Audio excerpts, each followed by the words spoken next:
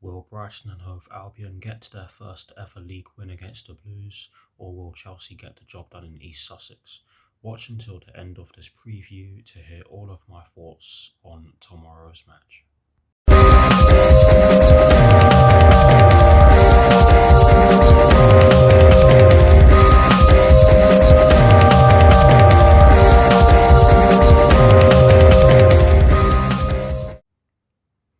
Hello people, welcome to my channel, welcome to another video. This is my preview for the match that will be taking place tomorrow evening at the Amex Stadium in the Premier League between Brighton and Hove Albion and Chelsea, with kickoff at 8 p.m. UK time. So what I'm going to do for you guys in terms of this preview is that firstly, I will run you through the Chelsea team news and only the Chelsea team news. I will then be giving you guys my lineup based on the team news that I shall be giving you guys very shortly, and lastly I'll be giving you guys a score prediction. So without further ado, let's get straight into this preview.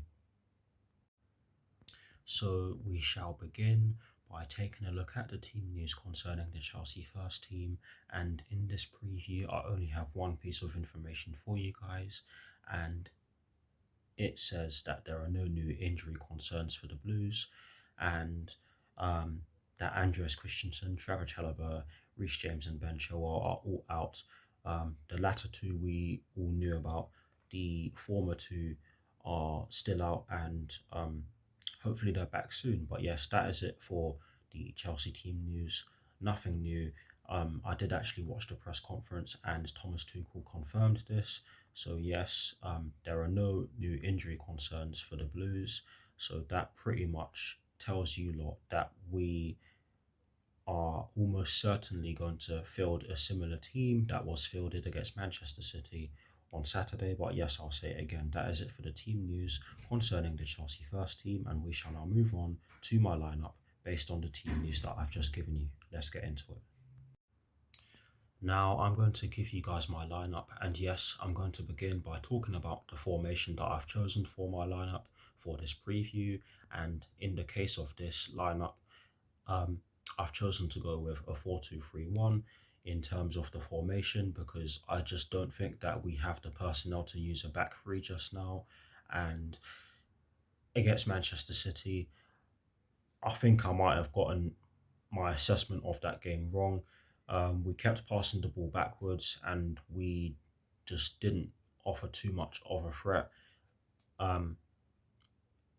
And that needs to change, because we do need to pick up points, and it's not going to be easy, but we just don't have the personnel to play in the back three just now. So that's why I've gone with a 4-2-3-1. And I've also done so because against Brighton and Hove Albion in the reverse fixture, yes, we started off brightly, but they took control of the midfield and got the goal in which they deserved. So I believe that we're going to need to have a solid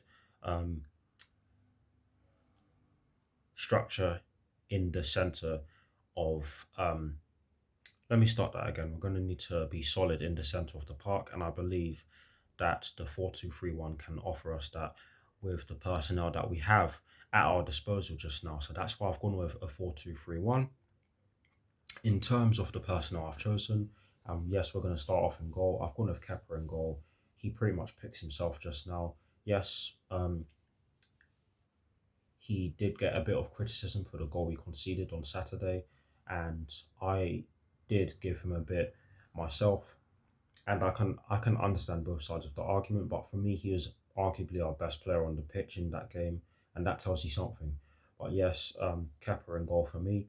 In terms of the back row, I've changed it up a bit, but it's gonna remain largely the same in terms of the players that played against Manchester City.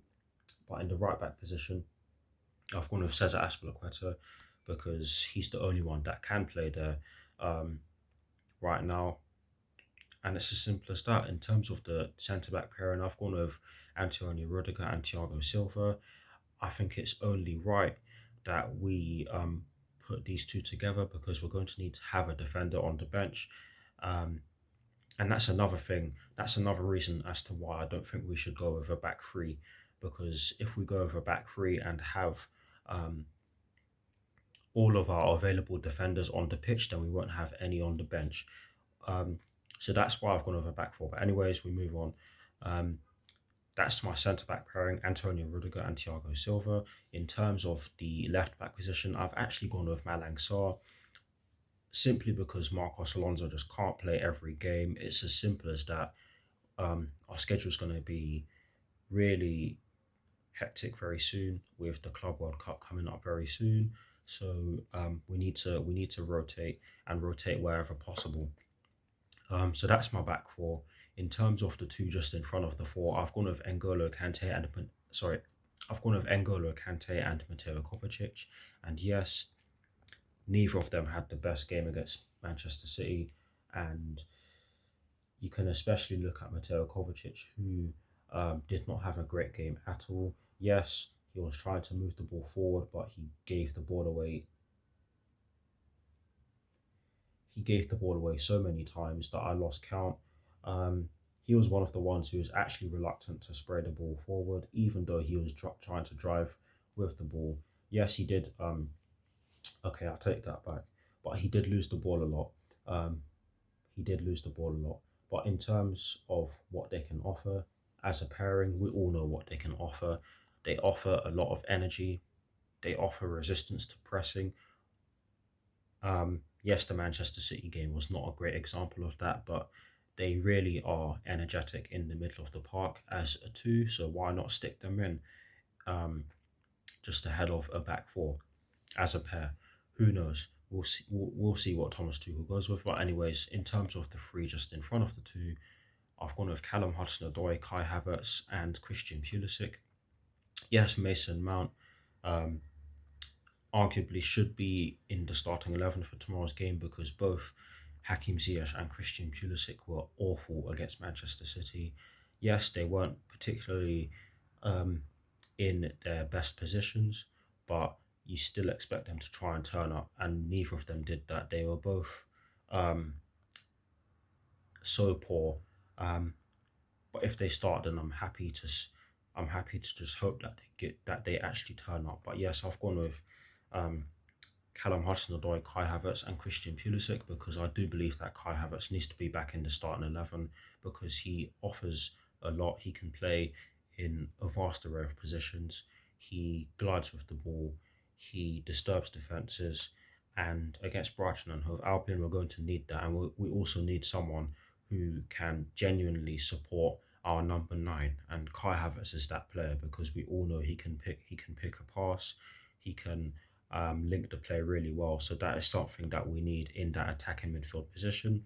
But yes, I've chosen to go with Callum Hudson-Odoi and Christian Pulisic because for me, Callum Hudson-Odoi, um, he maybe came off the bench a bit too late against Manchester City, and we all know what he can offer. Yes, he hasn't been too consistent recently, but I feel that with the fact that he's not been starting too many games recently, he'll be hungry. So that's why I've gone with him. And Christian Pulisic, I've gone with him because he needs to redeem himself, and it's as simple as that.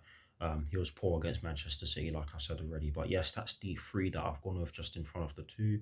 And now to complete my lineup, I've gone with Timo Werner up front. And the reason why I've done so is because Timo Werner, he is a speedster. He's got a lot of pace on him. He's very energetic. Yes, his finishing does need to improve, and we all know this, but his work rate is second to none. So that's why I've gone with him up front. And um, yeah, that's my lineup. Please, guys, do drop your lineups in the comment section below. And as always, I'll do my very best to respond. Here's a graphic showing you guys the formation that I've chosen and the players that I've chosen for my lineup. We shall now move on to my score prediction.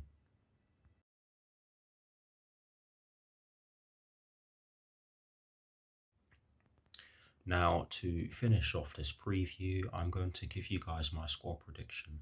I've chosen to go with a 2-1 Chelsea win, but I'm not going to lie to you guys, I would not be surprised at all if we did not win this game, because not only are Brighton and Hove Albion a brilliant side, who currently sit in ninth place in the Premier League table, we have been dropping points left, right, and centre. And the last time we kept a clean sheet and won a Premier League game was back in November when we beat Leicester City by 3 goals to 0 at the King Power Stadium, and that is almost 2 months ago. And for a team that was meant to be chasing the title, that is simply not good enough. I said it, I'll say it again, it's simply not good enough. We have to win this game. A clean sheet would be very nice. And if we keep dropping points, then we could easily see ourselves battling for a place in the top four if we are not doing so already. But yes, that's why I've gone with a 2-1 Chelsea win. Hopefully the players go out there and do it. No excuses. I don't care anymore. It's as simple as that. I'll see you all very soon. Come on, you Blues. Come on, Thomas Tuchel, and peace.